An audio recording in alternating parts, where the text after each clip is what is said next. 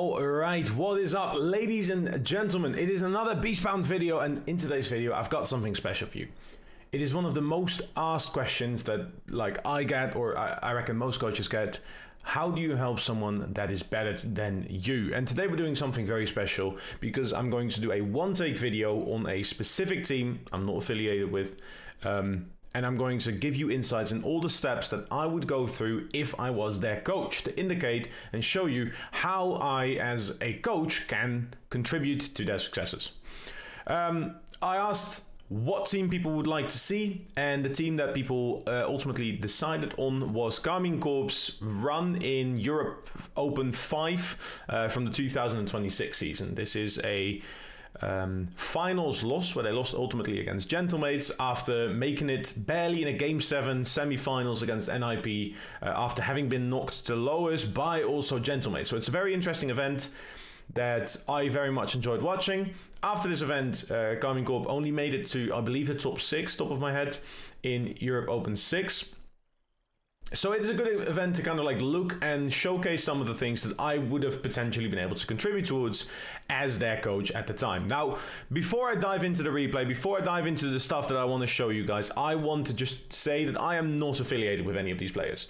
I haven't spoken to them prior to this. I don't know what their personal situations was, and I am not working with them as of right now, which means that these comments are a what-if scenario. It's obviously all been in the past. There is certain things I can't comment on, and working with a team intimately means that you know what they are going through. You know that there are certain things they might be working on personally, or things that would have affected their appearance and their performance on the game day. I am not able to comment on those, and I'm going to just let them be there as is. So we're just going to focus on what we are able to see based on replays, based on goals, based on what we know about these teams. So with that in mind, let's dive into the process and what we are going to be talking about. Because the very first thing I would do when coaching a team is what I call the initial assessment. Now, at this point in a run, in an event, or in this case the qualifier series, you would already having been part of the team for a while. So the initial assessment would have been weeks prior. You usually know where you are with a team, you know what they are doing. But assuming we were brought in completely brand spanking new at the end of this event, the performance baseline is essentially understanding where we roughly stand. To understand where KARMINE Corp roughly stood at this time, they just made the finals. They lost the finals, so regional finalists, second, top 2 in Europe, whatever you want to call it. That is roughly where they were stood. And I think most teams can agree KARMINE Corp has been very consistently a top 4 team, potentially consistent top 2 in Europe. So let's call it just the European top. You want to call it top 4, whatever you want to call it. I'll allow you to make your own definitions on that. With that baseline in performance, you're going to have a certain list of expectations, and those are either definitions, certain things, whatever you need essentially to be at that top already. But with that, you want to kind of assess these. Now, normally I would go in conversation with people. This is just, I'm going to ask questions. What's very important to me is, from a coaching perspective, is this is not where I'm telling people what's happening. I am not at all involved with understanding how far you've gotten so far. All these things they have done prior to this are going to be lessons for me, right? This is essentially where I learn about them. I want to understand who they are, what their ambitions are. So in order for me to understand where they stand performance-wise as a baseline, I have to understand the people I'm working with. Now, we obviously can't do most of that. I'm not going to go and call with them. Maybe that's something I could do for a later video. If there is a team that's willing to showcase the full process, I'd love to get involved. Reach out, but that's future dreams. For now, let's assume that we have 3 individuals that are all willing to work for the same thing. They want to build some sort of legacy in Rocket League. They want to be various types of grades, but they are looking to become maybe one of the most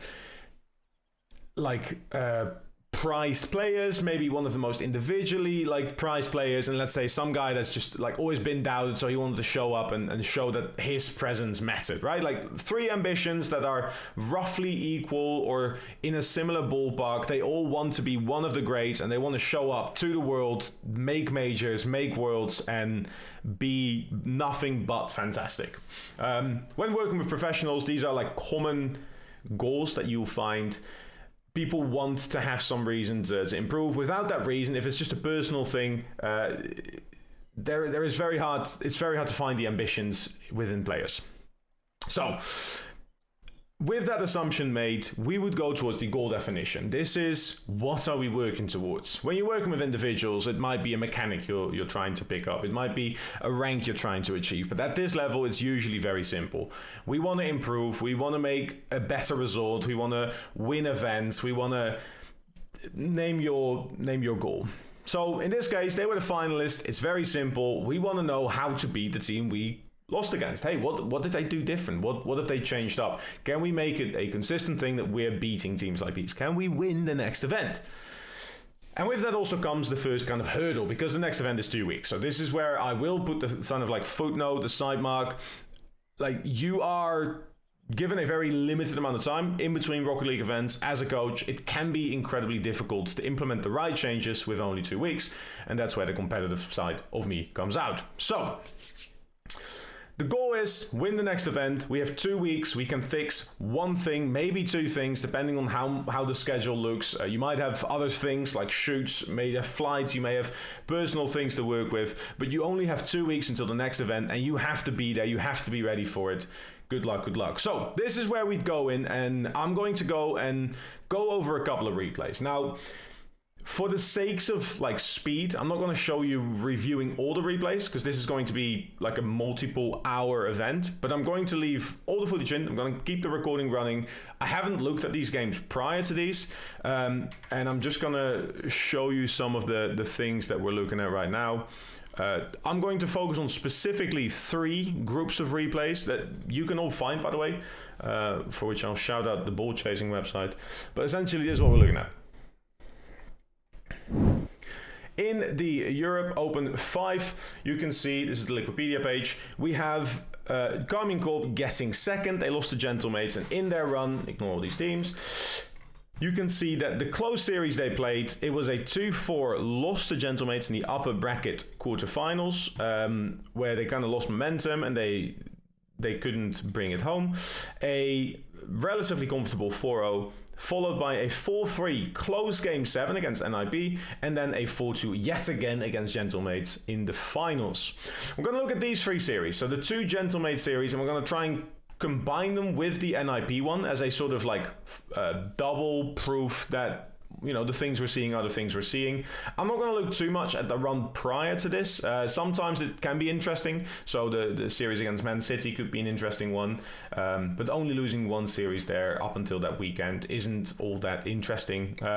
We can see that the only other loss they suffered before, again, was at the hand of Gentlemates. So if I don't have enough information, I might grab all of these as well. So I've already gone ahead and found the groups. Again, shout out to RLCS and making all of this like public, because this has made my life as a coach so much easier. The amount of times I get to just review all of this stuff is incredible. We're going to go and look at a couple of these replays. I'm not sure I'll leave the entire thing in, but I'm going to showcase a bunch of these games, and I'm going to pick up some important stuff. This is where I do the replay analysis. As a coach, I want to analyze the replays. I want to analyze the things that have happened, and I want to make sure that we all have an ID, right? Identified what sort of errors we're dealing with. What sort of mistakes is it? Were we not sharp in this? Is there something we're missing? Something that we can later go on and define to then change and practice as a process overall. So whatever is, we're going to go do that now. I probably won't talk much through this, but I'll find some interesting portions. We're going to just go and download all of these replays and have a little look-sees. So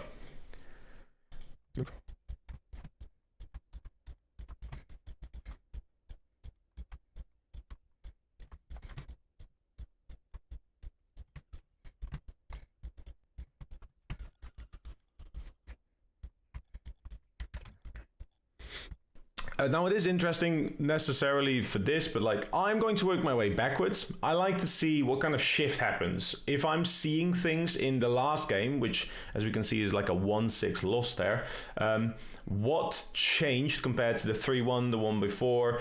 What in the momentum did we see? What broke them in the end? This is more of like a mental prediction more than anything, because I wasn't present in the room at the time. I don't have access to their comms, so we're lacking obviously a bit of information to work with. But I'm going to work my way backwards to see if I can determine where the kind of like the snap happened. What was the moment they were like, oh, it's uphill battle, we're not going to win. Like, let's focus on next kind of vibe. So that's what we're going to do right now. Let's dive in. Enjoy.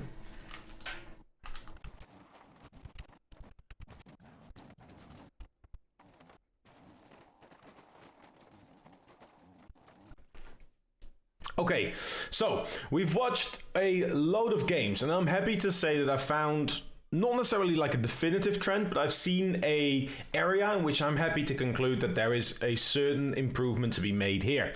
And the main thing that is there is, for me, under what I call disruption. This is a specific intention behind going for the ball, which I'm going to define later, but I'm going to show you a couple of examples. Here is one in which we can see, I mean, they are currently 3-0 up, actually, Karmine Corp, but this is a very good indicator of what I can only imagine is communication being a bit of a bottleneck here. All three players from Karmine Corp have 0 boost. Archie's going to remain in control of the ball, and Juicy's going for an aggressive forwards challenge. Now, this challenge forwards is not the issue, but what it does do is put the ball in a position where neither Vatira or Atau can go for the ball, which forces someone to go, at least to put the pressure on, to keep that first roll kind of standing, right? And from that point, they are kind of in a loop of like, oh, we have to keep going. They find themselves struggling, still on 0 boost here, maybe the occasional pad, but not enough to really challenge Ness here on the air, who's got much more momentum. Archie's able to get some boost. In this case, I believe this is where they put the goal in. Yeah, so Archie off the post, Oski for the follow-up. And you're going to see a pretty clean trend in that they are unable to disrupt the opponents enough to allow the person behind them time to recover, essentially, or the person that's gone previously time to recover. We're going to show you a couple of other examples.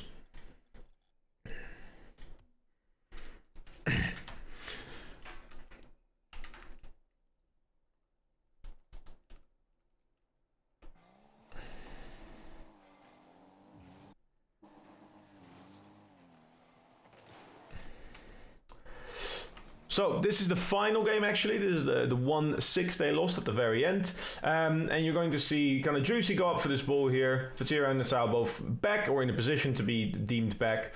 Juicy's going to force Oski up for one. And the touch goes out and Vatira is the first to jump. Now, they haven't changed possession yet, and that's an important thing for me here. I would still argue Gentlemates is quote-unquote on the ball, given their proximity to the ball. I understand why Vatira goes for this, though, but what's important here is that Atau is still on 0. Juicy is falling. There isn't enough time created yet for the people behind them, or that have just gone, to recover. So when Vatira challenges and gets Nas, you'd say, oh, well, that's well done. But if there's still people that are in better positions somewhere else, you're going to struggle with that. Atau managed to get a touch, but with Juicy not being ready for the follow-up, the pace is set by Gentlemates, despite Karmine Corp taking the kind of like offensive angle here. And this is something that happens later in the game. Give me a good perspective, right?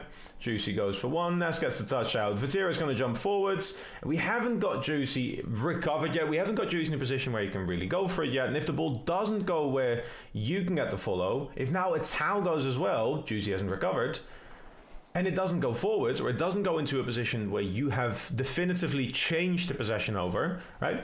You're going to see a consistent stream of just like attack going on. So the pressure that's put on the game, right, that Karmine Corp is putting on Gentlemates is not sustainable for them, right? And we can talk about who needs to recover faster, we can talk about a couple of things, but whether that's communication or anything else, the definitive thing that I'm going to say is that that's a consistent theme. I've gone and looked at some of the NRP replays. I'll probably put the links to the games below so you can see some of this stuff for yourself as well. In a lot of the times where they concede balls, or if they concede goals, sorry, they have previously been the people to put the pressure on the play itself. So from that, right, I have found an error.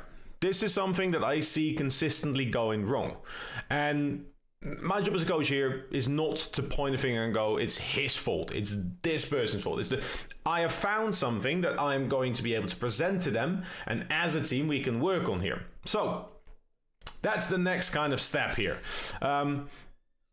How do we go from here, right? We found an error. Do I just give it to them and go, oh, you guys go fix this, good luck, good luck? No, I'm going to make sure that we are going to optimize the efficiency in what they are going to be training, for which we need a couple of things. First of all, the most important one for me is the definition of certain skills, or the definition of certain elements in this. And I'm gonna just take you down to below the map, so we have a neutral background. One of my favorite things is to actually define these skills. I work with a lot of these. I have created tools myself. Sometimes you have to find a way to do this.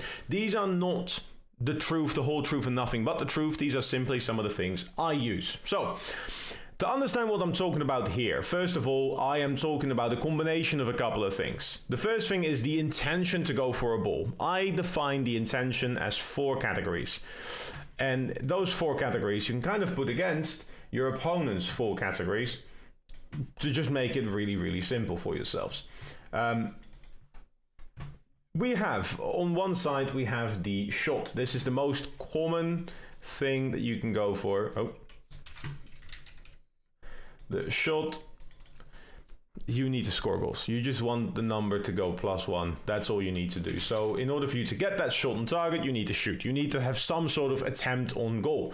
On the other side of that, we have the save. Again, a fairly simple concept. I don't want their +1 to happen, so I need to prevent that from happening. And these, as you can see, cancel each other out nicely. If I am going for a shot, my opponent is going for a save.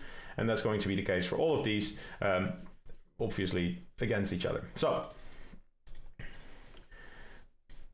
in the middle section, however, there's 2 categories. And the way I define these is essentially if I have the ball or whether or not we have the ball. I've kept these very simple on purpose to make sure that everyone understands it.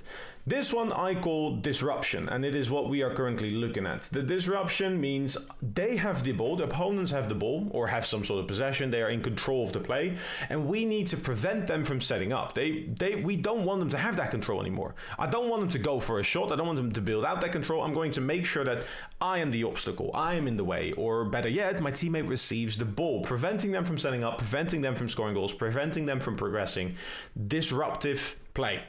You can do this through a demo, obviously. You can do this by taking away all that space. You can also do this by a challenge. So these are the intentions of what you're trying to do to the play. These are not the full list of things that you can do, right? So it could be a fake challenge. It could be like a demo. It could be a dry challenge. It can be a full send. Any of those are all categories of like the actual action. But this is the thing that you want to understand. On the other side, you've got control. Like I said, we're trying to prevent them from having control. So these kind of like fold over and combat each other at any given time. And that hopefully makes sense. If they have shot, I just need to save it. There's not really a question about it. And if we have control, they're going to try and disrupt you. Or that's the way Rocket League generally is. So in order to understand this is simple. It's meant to be simple. It's meant to be something that everyone can go, yeah, that makes sense. I understand this. And from this definition, we can look at those plays we've just done. Normally, this is already done, obviously, so you can have a list of definitions that you are consistently working with. But if you know and understand this, right now is where we start zooming in, because we are looking at what we are trying to get out of that disruption. And that is what is currently happening a bunch. We are finding that in situations, we are trying to get the ball back. The opponents have the ball. We try and challenge something, and there is no one behind us to benefit from us getting beaten. Or, in this case, what happens a lot, that when we challenge aggressively and actually get the ball out, there's no one ready to actually continue on with that pressure. Ultimately, putting us in a position that doesn't allow us to play off the pressure we put on the play. This is essentially like, if you want a metaphor, let's use football or soccer if you're from the States.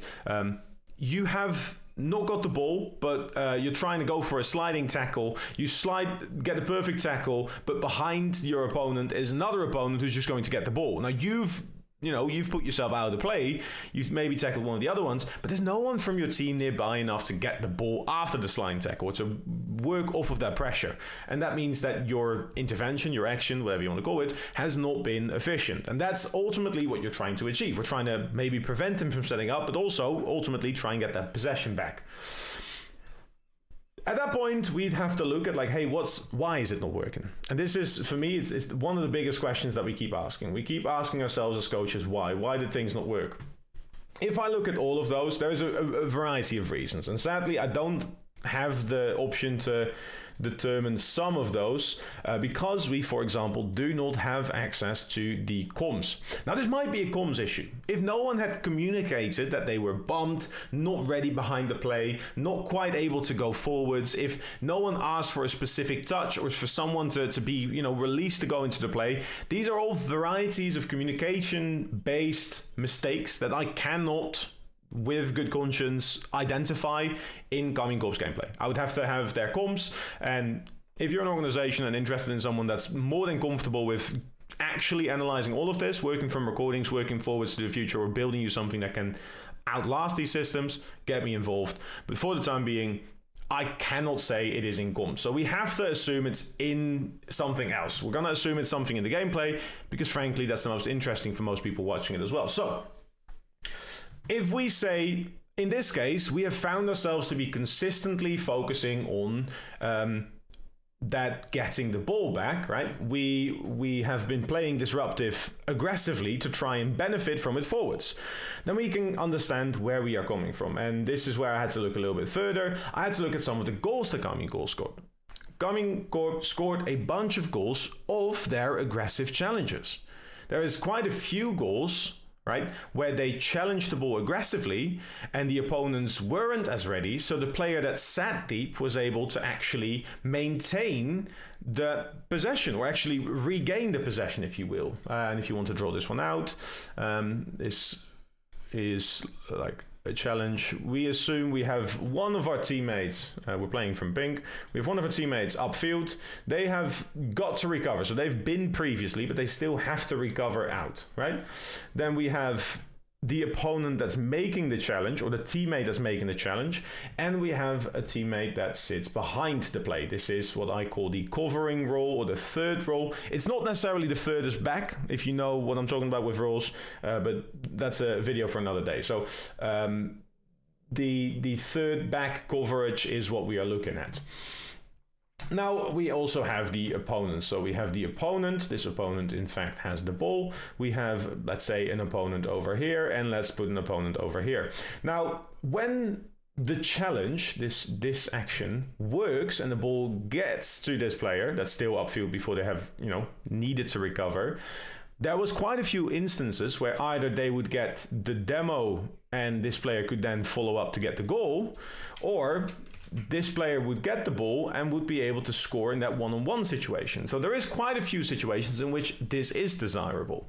And I have found the kind of like factor to boot that we're looking at here, the what I call support role. And this is where I would, again, come in, I would define something specific, and I would kind of change the way you look at a certain thing. Not because of my experience, but because I've found this to be the thing that helps people understand what you're trying to achieve. If you have someone that's able to cover the field, again, taking that role back, right, that is able to deal with anything that goes there, that is ready for this, right, that is able to go for that, this challenge is a lot more sensible if we have someone that's able to deal with this part of the field. Because now we can essentially say, hey, listen, we've got most of the field covered. Or a better version of this is to say, hey, this is all for the first, this is all for the second, and this is all for that third player, right? Now, this is not first, second, third, how I'd normally define them, because I'd normally define them the other way around. I would define this as the second and this as the first.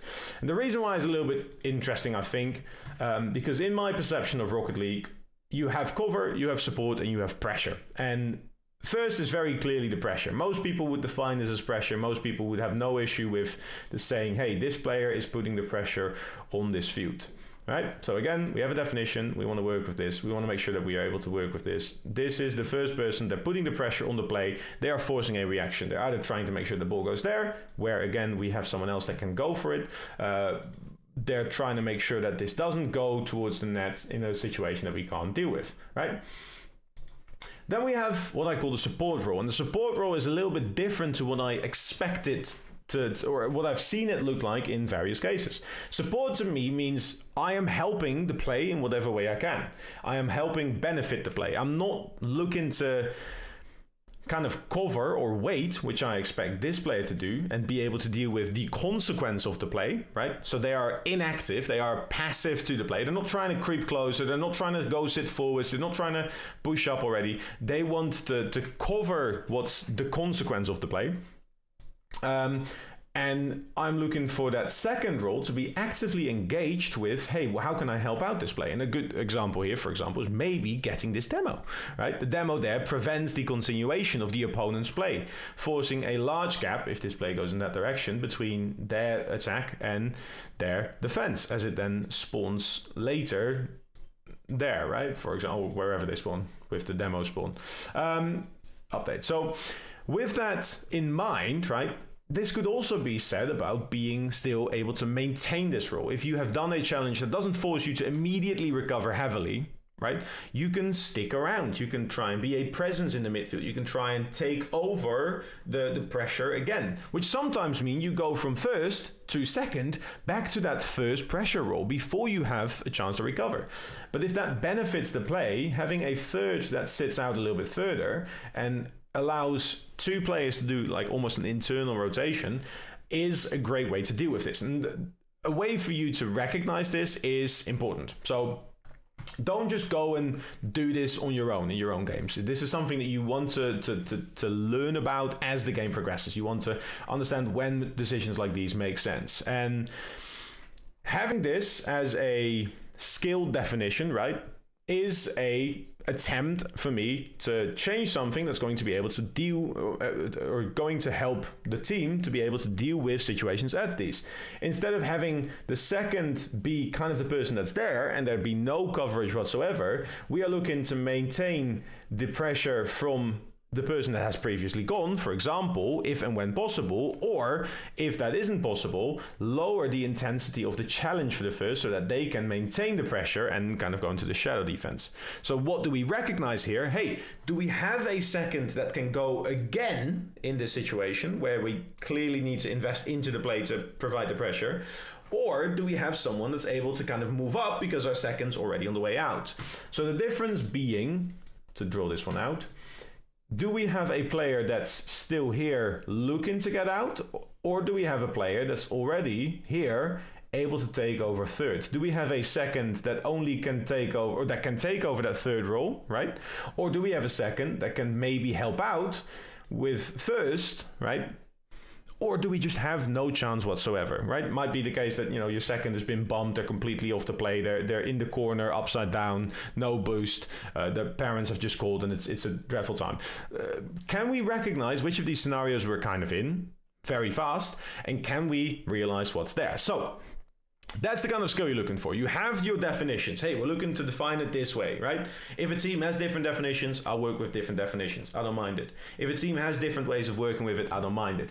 But understanding what you are going to try and what you're trying to fix in this situation is important. Do we have a second that can go back, right? Do we have a player that still can be relevant to the play? Do we have someone that can cover the field? Do we have the right outcome? And this is kind of like a flow chart, right? If we don't have a second that can get back, that means the first can't go full aggressive, right? Because you can't help out yet. We don't have a follow-up for this. We can't let this player suddenly just follow up, because as you can see, that brings an issue down the line. So that flow chart is almost how you want to set it up and make sure that people get that kind of element to the game. Which brings us to the actual kind of like training design here, right? Because we now have a couple of like situations that we can replicate or try and replicate where we want to practice this and we want to get it right. So Sorry, lots of waffle. We kind of have the flow chart where we have if first plus second ready, right? We can go for a full shell. We want to actually shell. If we have a first plus second recovered, right? They can take over the third, right? We can go for a, like this, second plus third, essentially. Like they're all ready. If everyone's ready, we're fine. If we have a first and second that's recovered, that can take over third, then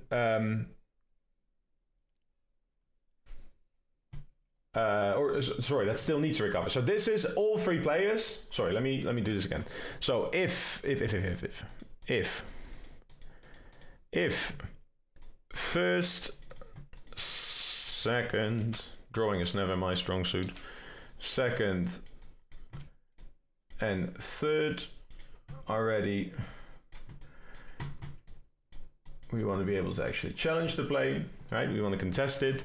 If first plus third are ready, which we'd hope, because that's the role you realistically want to have. So we don't have a second that can get the ball, but we do have a first to challenge and a third to cover, right? We need to make sure that we cover. We want to press without, so we want to be present. We want to close it down. We want to close the space, right?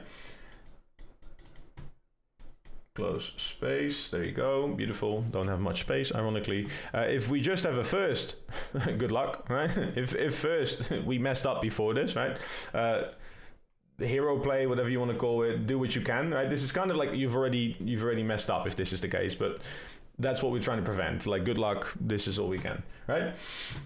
And how can we make sure that we're aiming for as high as possible on that kind of like sequence? Do we make sure we have still people to go for this? So if we only have a first, you've already done something previously, right? You've already committed 2 players early on without being able to kind of follow it up. If you have the first and the third ready, or someone that's ready to follow up, but you don't actually have that cover, you can't actually commit into the play yet, right? Unless you can lose a 50 definitively, right? So you can close the space, optimize for possession, but you can't go for the challenge forwards. And if we have all 3 ready, so a second that can maintain the supportive role, a third that's actually covering, and a first that's able to provide the pressure, right?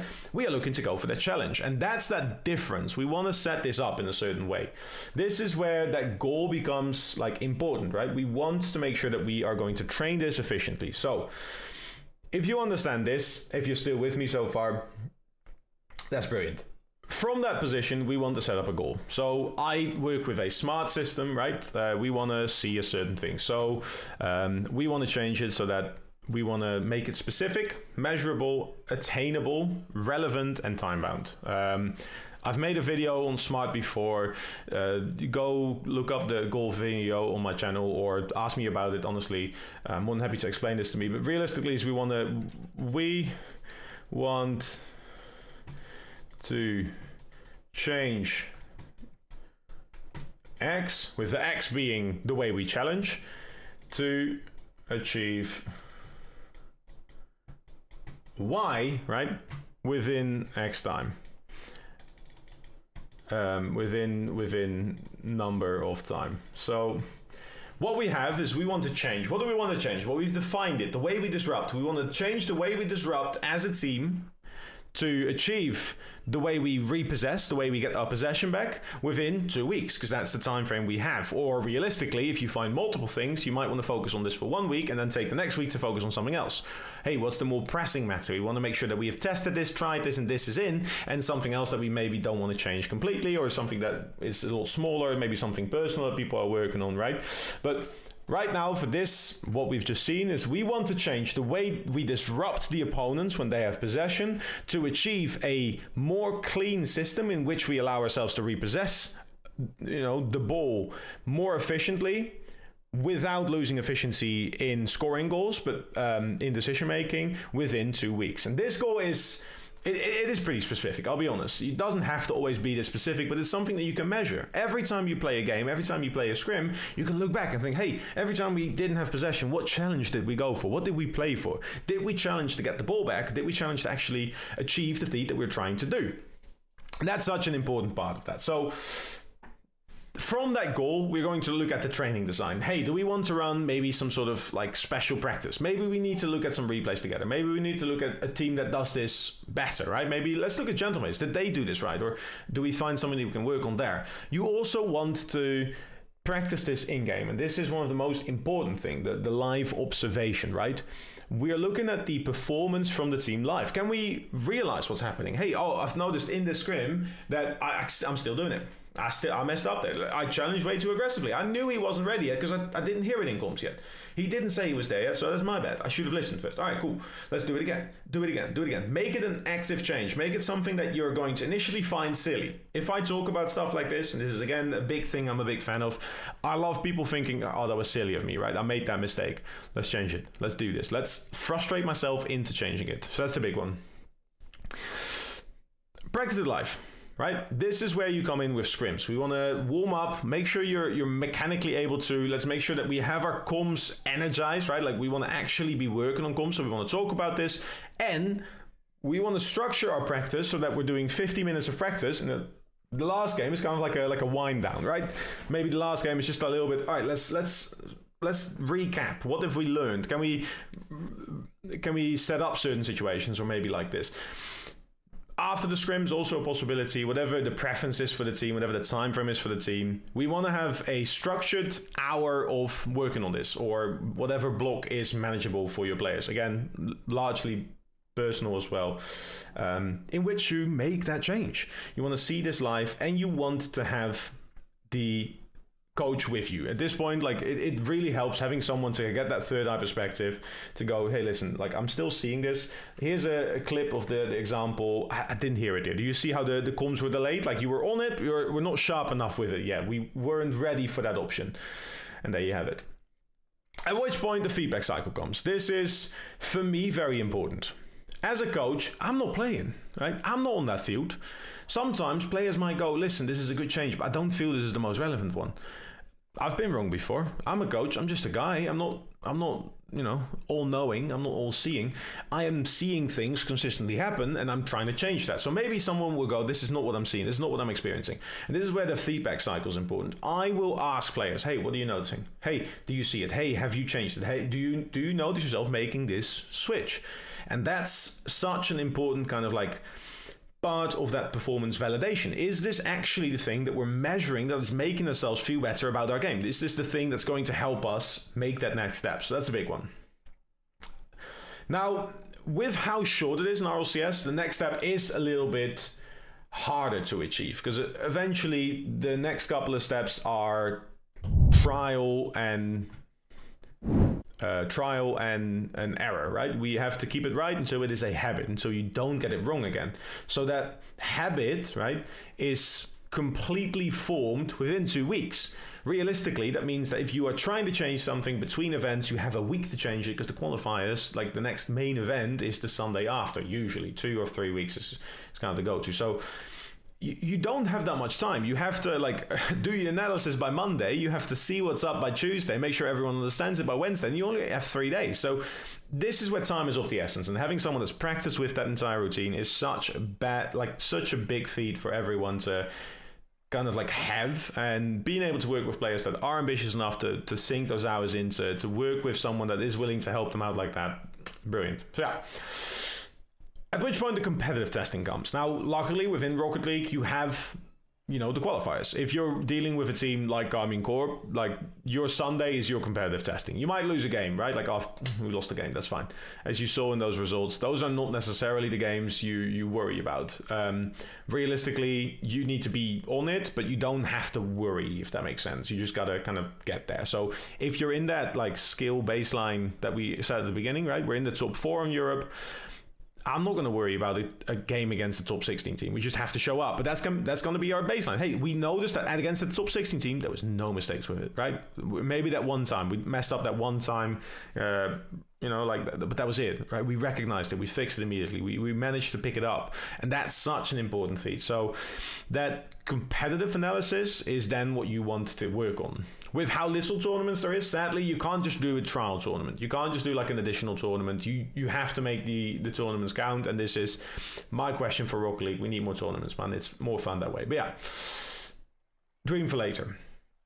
At that point, it kind of completes the cycle. And this is where, obviously, at any given point, you can make another change. But this is where my job starts again. We have to look at the next thing. I'm going to measure this progress. I'm going to talk with the players again. I'm going to say, hey, we noticed this change. Have you met this like thing in game? Do you see where this is coming from?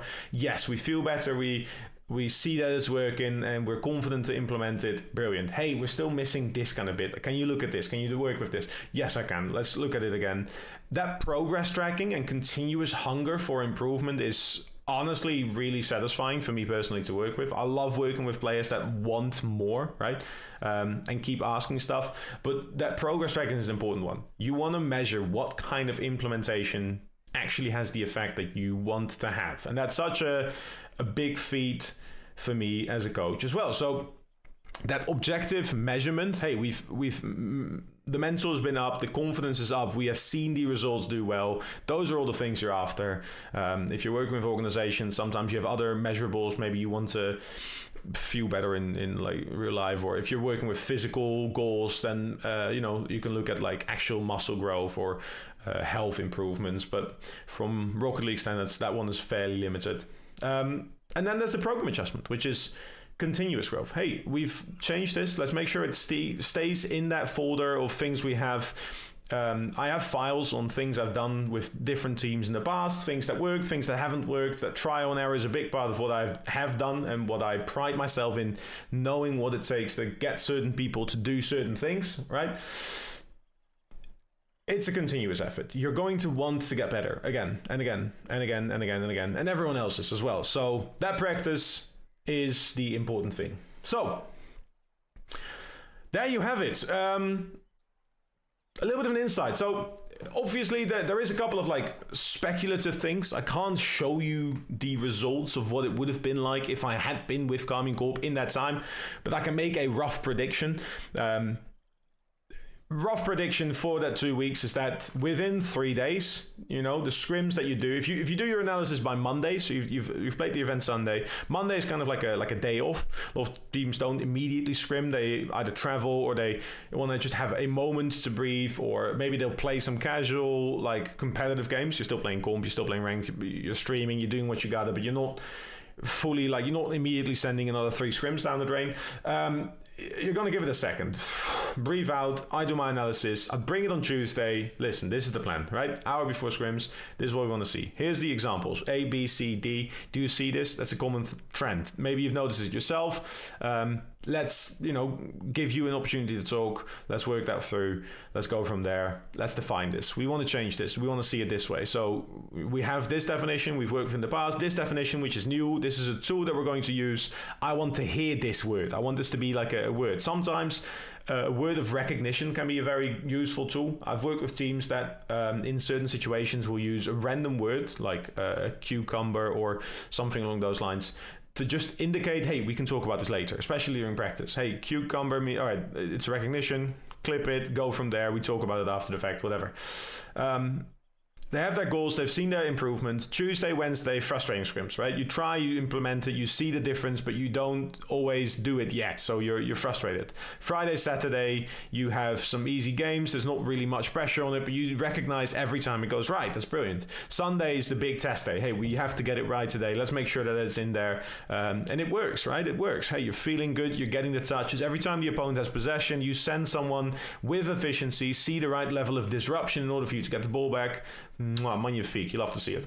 So that improves the confidence. You have another week to practice it. Maybe you focus on something small, something personal, or hey, let's make sure we optimize this one thing, and then play that week with confidence. Go into that week knowing what you can do, knowing what your players have worked on, trusting yourselves, trusting your teammates to do these things consistently. Make it a habit. Make sure it's something you're comfortable with, you've taken in, and if you play enough, that is what the result will be. That's roughly what that kind of like process looks like, and obviously there's varieties to it, but that is how I work about coaching. If there is any questions, and I understand this has been a very long video. It's a lot of me talking, but it is step by step what I go through. I have been coaching for 14 years. I have optimized, I have improved, I have done a lot of things to like make sure this process is as good as I can get it to be, but I'm not happy yet. There's still plenty of things I can improve on, and I'll vouch for myself to keep improving these things as well. But I hope you understand some of the things that I do as a coach. And as you can see, none of this has anything to do with what I do as a player in this game. I can base things on my experience, but that really doesn't apply much when you're dealing with the top of the top competitive players. That all comes from analysis and that kind of stuff. If there is any questions, feel free to reach out either below in the comments or to my Discord personally. I love questions about coaching. I'm very passionate about this and I want to keep improving myself. I will keep studying about the science behind it, the psychology behind processes, about performance, about communication, and I'm always happy to help people that are genuine about it and want to see the scene do well. So if that's you, make sure you reach out. I'd love to help you out. If you are an organization and you're looking to find someone serious, pick me up, man. Like, I mean this, I am ready for my next big challenge. I want to build a team that contests with the top, that consistently builds the next best team, that is hungry, ambitious, and wants to see those next steps. And I've got plans. I've got nowhere else to go. I want to do this more than you do. That's my promise. So, without further ado, make sure you leave a like, make sure you follow or subscribe, whatever you want to do. I'm live pretty much daily. Any questions, always welcome. My name was Beastbound. Thank you so much for watching this video. You've been incredible, and I'll see you in the next one.